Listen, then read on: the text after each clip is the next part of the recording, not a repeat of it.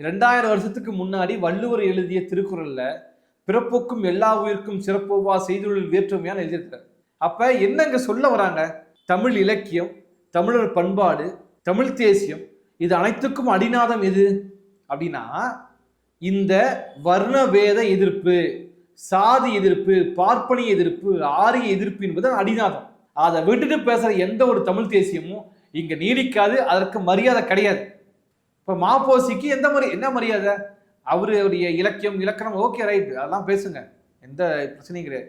ஆனா அரசியல் என்ன மரியாதை? அந்த மரியாதை சீமானுக்கு நீ கிடைக்கும். நீங்க வெளியே வந்தாங்கன்னு சொல்றீங்க இல்லையா, பல பேர் ஏன் வெளியே வந்தாங்க? அவர்களுக்கு பெரியார் என்ற நம்மளுக்கு பிடிக்காம கூட இருக்கலாம். ஆனால் இந்த தமிழ்நாட்டின் ஒரு பாரம்பரியம் 2000 ஆண்டுகளுக்கு மேலாக இருந்த இந்த பாரம்பரியம், பார்ப்பனிய எதிர்ப்பு, ஆரிய எதிர்ப்பு, இந்த பாரம்பரியத்தை நழுவி சீமான் வேறு பக்கம் போகிறார், ஆரியத்தின் பக்கம் சாய்ந்து விடுகிறார் என்பதுதான் அவர்கள் வெளிவதற்கு முக்கியமான காரணம் சொல்றாங்க.